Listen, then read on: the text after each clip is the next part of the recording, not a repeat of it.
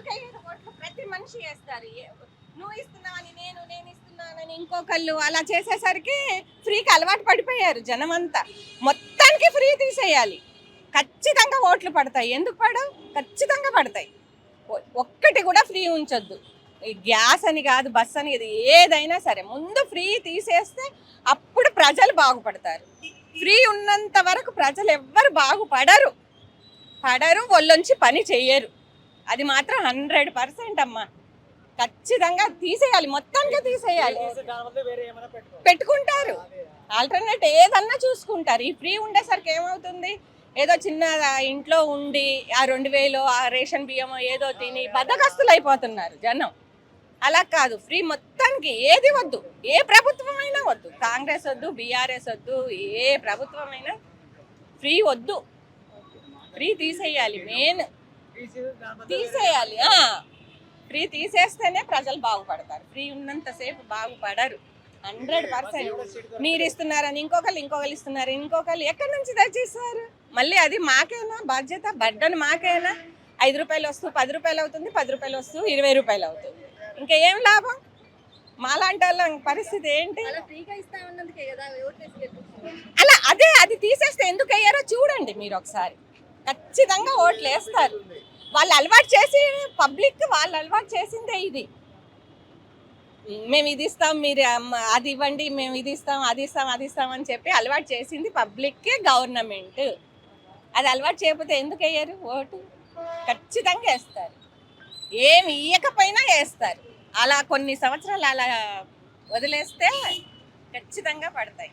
తెలంగాణలో కాంగ్రెస్ ప్రభుత్వం వచ్చిన తర్వాత మహిళలకు ఫ్రీ బస్సెస్ అని అన్నారు. ఈ ఫ్రీ బస్సెస్ పెట్టిన తర్వాత మీ ఆటోలు ఎలా నడుస్తున్నాయి? ఈ బండి వచ్చేసి 7 లక్షలమ్మా. ఇంతకుముందు 4 లక్షలు ఉండేది. టౌన్ అనేది పర్మిషన్ ఎక్కువైంది, 7 lakhs అవుతుంది. రోజు వచ్చేసి మేము 500 రూపాయలు కిస్తీ కట్టాలి. అంటే 13,000 రూపీస్ పర్ మంత్ కట్టాలి. పెట్రోలు, డీజిల్, గ్యాసు మాకు ఖర్చు. అంటే రోజు 2,000 సంపాదిస్తే మాకు 400 మిగులుతుండే. ఆ 400 కూడా మిగులుతలేవు. ఈ రెంట్ కూడా బండ్లు ఫైనాన్స్ వాళ్ళకి అప్పచెప్పాల్సిన అవసరం వస్తుంది. ఈ మహిళలు ఇప్పుడు సర్వీస్ 15 రూపాయలు 20 రూపాయలు కూడా ఎక్కుతలేరు, వాళ్ళు వెళ్ళిపోతున్నారు. బాగానే ఉన్నది కానీ మాకు కూడా ఉపాధి లేదు కదమ్మా. మేము ఎట్ట బతకాలని అర్థమవుతుంది. మరి గవర్నమెంట్ నుంచి మీరు ఏం కోరుకుంటున్నారు?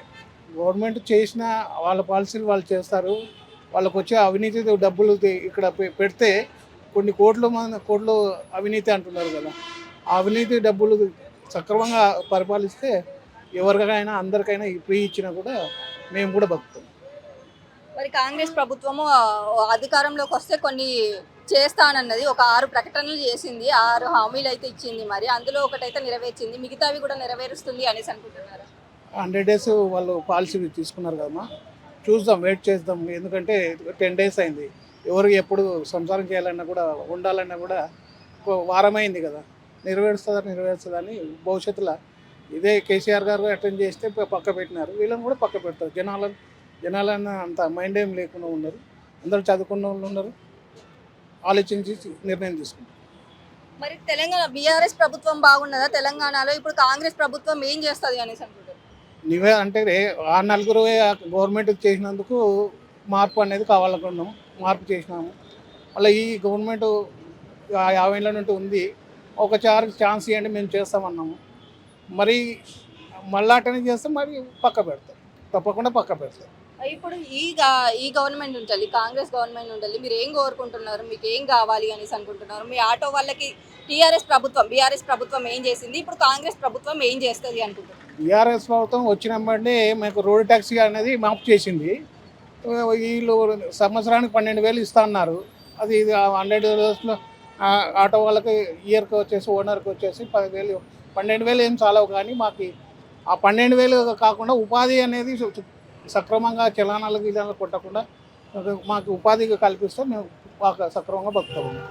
మహిళలందరికీ ఫ్రీ బస్సెస్ పెట్టిన తర్వాత ఎలా ఉంది, మీకు గిరాకీ నడుస్తుంది అని అంటారా? తగ్గిపోయింది మేడం, మా గిరాకీ తగ్గిపోయింది. ఆటో కావాలని అడిగే వాళ్ళు ఎవరు లేరు. ఎవరో ఒకరు అడుగుతున్నారు, ఆటో ఇటో పోతున్నాము, రోజు 200-300 అవుతున్నాయి, అంతకన్నా ఎక్కువ అవ్వట్లేదు. అంతకుముందు బాగానే జరిగేది, ఇప్పుడు జరగట్లేదు. అంటే ఇప్పుడు బీఆర్ఎస్ ప్రభుత్వం ఉన్నప్పుడు బాగుందా, ఇప్పుడు కాంగ్రెస్ పార్టీ అంటే అధికారంలో ప్రభుత్వం అని కాదు, ఏ ప్రభుత్వం ఉన్నా ఓకే మా, కానీ ఆ స్కీమ్ పెట్టిన కాడ నుంచి ఏమైందంటే ఆడవాళ్ళు అనేది మహిళలు అనే వాళ్ళు ఎక్కువ బస్కి వెళ్ళిపోతున్నారు. మాకు ఇది వ్యాపారం అనేది తగ్గిపోయింది. బీఆర్ఎస్ ప్రభుత్వం అధికారంలో ఉన్నప్పుడు మీకు ఎలాంటి స్కీమ్స్ ఇచ్చింది, అంటే ఆటో వాళ్ళకి ఎలాంటి ఫెసిలిటీస్ కల్పించింది? ట్యాక్సీ తీసేశాడు ఓకే, కానీ కాంగ్రెస్ గవర్నమెంట్ వచ్చిన తర్వాత ఇప్పటివరకు అయితే మాకు ఏం కాలేదు. లేడీస్కు ట్రాన్స్పోర్ట్ ఫ్రీ అయిపోయింది, మాకు ఇబ్బంది అయిపోతుంది.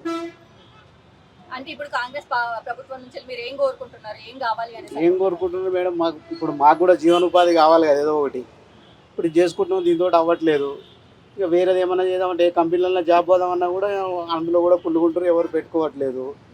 ఇప్పుడు మాకు కూడా ఏదో విధంగా గవర్నమెంట్ సాయం చేయాలని మేము అనుకుంటున్నాం. నెలకు 15,000 20,000 ఇవ్వాలి, మరి ఏమి ఇస్తారో తెలియదు. ఇక మరి ఇంతవరకు అయితే పెట్టలేదు, ఏం పెడతారో తెలియదు. ఫ్రీ బస్సెస్ పెట్టిన తర్వాత మీ గిరాకీ ఎట్లుంది, ఎట్లా నడుస్తుంది? అమ్మా నేను 7 గంటలకు వచ్చానమ్మా, స్టాండ్కి 7 గంటలకు వచ్చాను. ఒక్క డ్రాప్ చేశానమ్మా, లోకల్ 60 రూపాయలు డ్రాప్ అంతే. అది తీసుకొచ్చాను. ఇప్పుడు టైం అవుతుందో 12:20 అవుతుంటాయి, ఇట్లా అవుతుంది. ఇక్కడ ఓలా ఊబర్ మొత్తం బంద్ చేస్తేనే కొంచెం నడుస్తాయి. బస్సులు మేము తీసేమని అన్నట్లా ఉండని ఆయన పెట్టారు. మేము కూడా వేసాం, ఆయనకే వేసాం, ఓటు గెలిపించాం. ఏంటి గెలిపించామని 500 సిలిండర్ ఇస్తున్నారు, అంత హ్యాపీతోనే వేసాం. కానీ బస్సులు పెట్టారు ఓకే, కానీ ఓలా ఊబరు వీళ్ళు తీసేయాలండి. ఓలా ఊబర్ ఆన్లైన్ ఆటో తీసేయాలి, ఈ బైకులు తీసేయాలి. సింగిల్ మెంబర్ కూడా బైక్ ఎక్కితే మాకు ఎట్లా ఎక్కుతారు? పొద్దుగాల నుంచి నేను చేసింది 60 రూపాయలు కిరాయి, రెంట్ బండి నాది, 300 కట్టాలి. సాయంత్రం ఆయిల్ తీయాలి, ఇల్లు భార్య పిల్లలు నడపాలి, చాలా ఇబ్బంది పడుతున్నాం.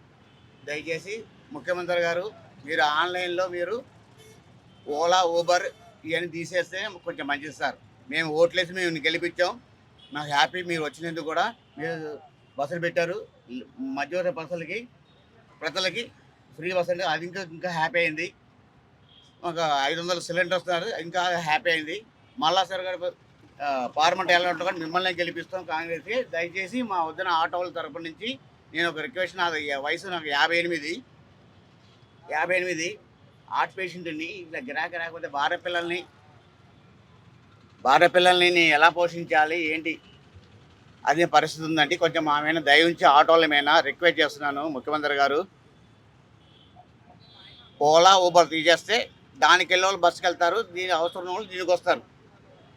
మీరు బస్సులు పెట్టినందుకు కూడా మాకు హ్యాపీ, కాదనట్లేదు. కానీ ఓలా ఊబర్ తీసేసేయండి. ఓలా ఊబర్ తీసేస్తే ఆ ఓలా కూడా వచ్చిన వాళ్ళు పెట్టుకుంటాం అనుకో, దాంట్లో కూడా ఓలా వాళ్ళు 50 రూపాయలు 70 రూపాయలు కమిషన్ తీసుకుంటున్నారు. అది మీకు వచ్చిన లాభం కాదు, మీకు వచ్చిన నష్టం కాదు. దయచేసి ఓలా ఊబర్ మీరు తీసేస్తే ధన్యవాదాలు మీకు. వాళ్ళు కూడా పని చేసుకోవడానికే కదా ఓలా ఊబర్లో పెట్టుకున్నది. అవునమ్మా, ఓలా ఊబర్ పెట్టుకున్నంటే ఓలా ఊబర్ పెట్టుకుంటే మాది మినిమం 11 రూపాయలు 1 కిలోమీటరు మినిమం. వాళ్ళు 15 రూపాయలు పెట్టుకోమని మినిమం. 15కి ఎక్కువ దానికి ఎక్కుతారు, దీనికి ఎక్కుతారు. ఇప్పుడు తగ్గించమని చెప్పడం వేరు, తీసేయమని చెప్పడం వేరు కదా. కరెక్ట్ అండి. మాకు ఆకలి బాధతో మాకు చదువుకోలేని అనికేటట్టు కొంచెం తెలివి ఉన్నా తెలివి లేకపోయినా మాట్లాడడం చూస్తుంది. పొరపాట్ల మాతో కూడా వస్తాయి, కాదన్నట్లేదు. ఆకలి బాధ, అందుకని ఓలా పెట్టుకుంటే వాళ్ళు 15 రూపాయల పైన 1 కిలోమీటర్కి, మాది 11 రూపీస్ కిలోమీటర్. దానికి వెళ్తారు, దీనికి వచ్చారు, దీనికి వస్తారు. ఆ రకం చేస్తే బాగుంటుంది. మాకు ఏదన్నా ఇంకోటి 12,000 మాకు సంవత్సరానికి ఇస్తున్నారు, అది కూడా మాకు మంజూరు చేయండి. మాకు ఏదో ఒకటి ట్యాక్స్ ఫ్రీ అన్ని తీసేయాలి. కాంగ్రెస్ చాలా మేలు చేసిందండి. పేదవాళ్ళకి, ఇల్లు లేని వాళ్ళకి అన్నీ ప్రొవైడ్ చేసింది. ఎప్పుడు చాలా సంవత్సరాల నుంచి హెల్ప్ చేశారు. వాళ్ళు త్యాగాలు చేశారు. రాజీవ్ గాంధీ చనిపోయాడు, ఇందిరాగాంధీ చనిపోయింది. ఇలాగా వాళ్ళు త్యాగం చేసుకుంటూ పోయారు. నోబడీ కెన్ అండర్స్టాండ్ తల్లి. బికాజ్ నేను చెప్తున్నది సమాజానికి మేలు చేసేది వాళ్ళే అని నాకు అనిపిస్తుందండి.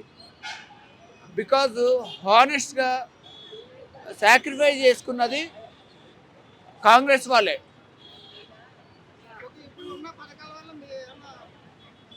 ఉన్న పథకాల వల్ల అది అమలు చేస్తే నేను అప్రిషియేట్ చేస్తానండి. ఇదిగోండి సార్, యాడ్సప్ అంటాను. ఏం చేస్తుంది అనేసి అనుకుంటున్నారు? ఆల్మోస్ట్ లేడీస్కి అయితే బస్సెస్ ఫ్రీ అన్నారు. మాకు ఎలాంటి లేవు. ఈ 5 years మేబీ జాబ్స్ ఏమైనా ఇస్తారేమో చూడాలి. నాకు తెలిసి ఇవ్వరు, మేబీ ఇవ్వకపోవచ్చు జాబ్స్. ఐటీ మినిస్టర్ కేటీఆర్ చేసినట్టు ఈ ఐటీ మినిస్టర్ చేస్తారని డౌటే, చేయడేమో మేబీ, చూడాలి. BRS is all the best, but we are missing our IT minister KTR. KTR garu miss అవుతున్నారు. సో రేవంత్ రెడ్డి గారు వచ్చేసి ఇప్పుడు నేను అధికారంలోకి వస్తే, కాంగ్రెస్ అధికారంలోకి వస్తే ఒక 6 పథకాలు ప్రవేశపెడతాను అనేసి అని అన్నారు. దాంట్లో స్టూడెంట్స్కి సంబంధించింది ఏదైనా ఉందా? మేబీ లేదు, లేదు. అన్నీ లేడీస్, పెద్దవాళ్ళకి ఇంకా యంగర్స్ గర్ల్స్కి వాళ్ళకే ఉన్నాయి. బాయ్స్ కంటూ ఏం లేవు. స్టూడెంట్స్ Jobs లేని వాళ్ళకి నిరుద్యోగ భృతి టైప్లో 3,000 ఇస్తా అనేసి అని అన్నారు మరి. కొంతమంది ఏమంటున్నారంటే ఇస్తా అంటున్నారు, కొంతమంది ఇవ్వని అంటున్నారు. అది ఏజెస్ గ్రూప్స్, కొన్ని ప్లేసెస్లో అయితే ఏజెస్ గ్రూప్ అంటున్నారు, కొంతమంది ఏమో అసలు ఇవ్వట్లేదు అని చెప్పారు. ఇది ఇవ్వకపోవచ్చు యూత్కి, జాబ్స్ అని ఇస్తారేమో చూడాలి. అది కూడా ఈ 5 yearsలో కాంగ్రెస్ ఏం చేస్తుందో చూడాలి అనుకుంటున్నారు, అంతేనా? అంతే. సో నెక్స్ట్ ఎవరు వస్తే మంచిది? నెక్స్ట్ ఆబ్వియస్ బీఆర్ఎస్, పక్క బీఆర్ఎస్.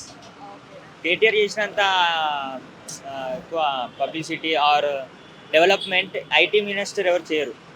అతనికి ఉన్నది అతనే చేయగలుగుతాడు. అతని మైండ్ ఆఫ్ సెట్ అక్కడ.